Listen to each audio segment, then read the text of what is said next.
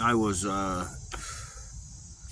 talking about ignoring red flags, and there's one that happened with my ex-girlfriend, and actually everybody in her family, that it was a blaring red flag, and I just kept, like, I don't know, ignoring it, like, kind of. I mean, that in itself is an interesting thing. The way that you ignore red flags, like, you'll just be sitting there, you'll hear somebody say something or do something, you'll see, and you'll just sit there kind of dumbfounded, like, with your mouth open, and then in your mind you just kind of forgive it, like, let it get blown past, and that's the point where you have to, like, persevere, push through your questioning of what just happened, and not just, like, catalog it in your mind, and then, like, kind of think back on it briefly, you know over time. You really have to, like, give it serious thought, but you also have to, like, address it to the person, and be, and get to the bottom of it. And a lot of times I've just let it just go right by.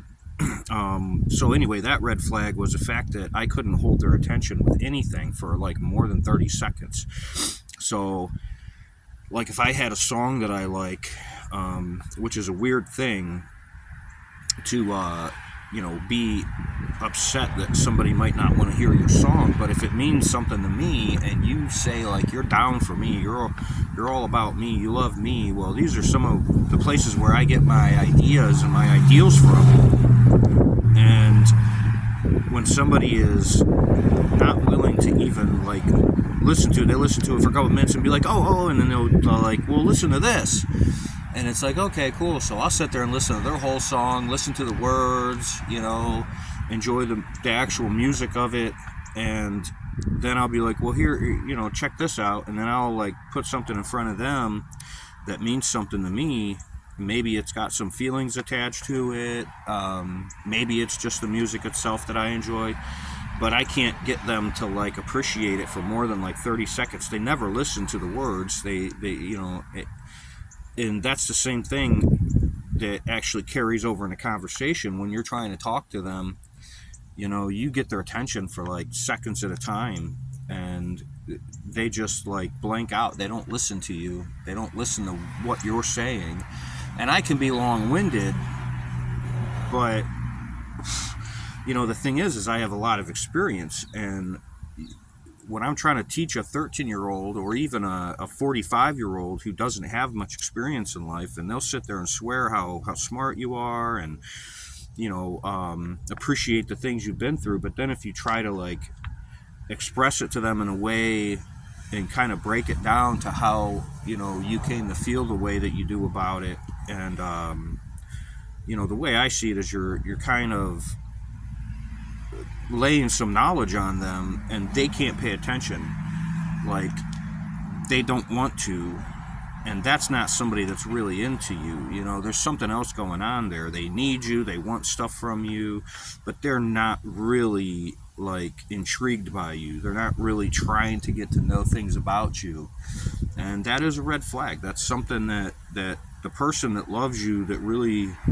is interested in you. And I know, because there's people in my life that are like that will sit there and listen, pay attention to the things I'm saying, and when I have concluded my thought, then they will, like, say, they'll retort, or they'll talk and kind of reflect on it and say, things that they've experienced, or that's a conversation. And if you can't have a conversation with somebody, like, you should look at why that is, like, from a psychological standpoint of what's going on with them. And is it me? Am I just too long-winded? Do I need to shorten my stories and put a lot less detail in there, just to kind of, touch on the important main parts of the story? And that sometimes is true too. And I try to learn not to be so detail-oriented, because I know that people have the attention of a goldfish.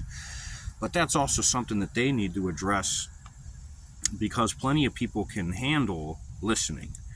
And if they can't handle listening, then there's something going on with them that makes it that way. And it needs to be looked at. It needs to be looked at like, do you not have respect for me? Do you not have respect for anybody? Or, you know, is that a narcissist that you're dealing with? Someone that just doesn't want to hear what anybody else has to say? And that's really what my last relationship was. That was somebody that is so short-sighted and so focused on themselves that they don't want to take in anything else because they have no respect for it.